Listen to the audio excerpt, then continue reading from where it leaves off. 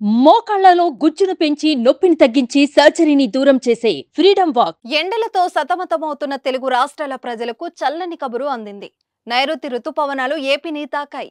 మరో 2-3 రోజుల్లో తెలంగాణకు రానున్నాయి. మొదటగా రాయలసీమకు వచ్చిన నైరుతి రుతుపవనాలు తర్వాత కోనసీమ జిల్లాను చేరుకుంటున్నాయి. నైరుతి ఎఫెక్ట్తో ఆదివారం సాయంత్రం నుంచి వర్షాలు రాష్ట్రంలో వానలు మొదలయ్యాయి. పలు ప్రాంతాల్లో భారీగా వర్షం కురుస్తోంది.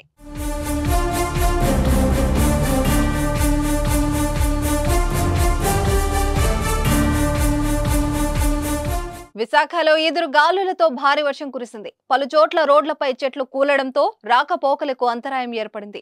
లోతట్టు ప్రాంతాలు జలమలమయ్యాయి. ఎన్టీఆర్ జిల్లాలోని పలు ప్రాంతాలు ఉరుములు మెరుపులతో కూడిన వాన పడింది.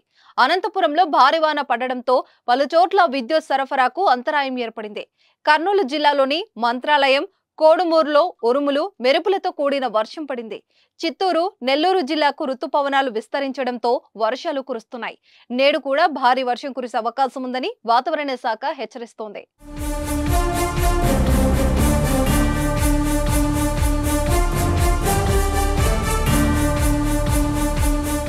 మరోవైపు తెలంగాణలోనూ వానలు పడుతున్నాయి. ఆదివారం రాత్రి హైదరాబాద్ లో వర్షం దంచుకొట్టింది. అలాగే జిల్లాలో కూడా మోస్తరు వర్షం పడుతుంది. సిద్దిపేట జిల్లా హుస్నాబాద్ నియోజకవర్గ వ్యాప్తంగా ఈదురు గాలులతో కూడిన భారీ వర్షం కురిసింది. సుమారు గంటకు పైగా భారీ వర్షం కురవడంతో హుస్నాబాద్ పట్టణంలోని ప్రధాన రహదారులు, లోతట్టు ప్రాంతాలు జలమలమయ్యాయి. ఇక మంచిర్యాల జిల్లా చెన్నూరు పట్టణంలో భారీ వర్షం కురిసింది. ఉమ్మడి కరీంనగర్, వరంగల్ జిల్లాలోని పలు ప్రాంతాల్లో వర్షాలు పడ్డాయి. గత ఏడాది నైరుతి రుతుపవనాలు లేటుగా రావడంతో వర్షపాతం తక్కువగా నమోదైంది. వానలు లేక రైతులు తీవ్ర ఇబ్బందులు పడ్డారు. కానీ ఈ ఏడాది ముందుగానే నైరుతి పలకరించింది. అది కూడా దట్టమైన అత్యంత పవర్ఫుల్ క్యూమలోనింబస్ మేఘాలను తీసుకొచ్చాయి. దీంతో ఈ ఏడాది అధికంగా వర్షాలు కురిసే అవకాశం ఉంది.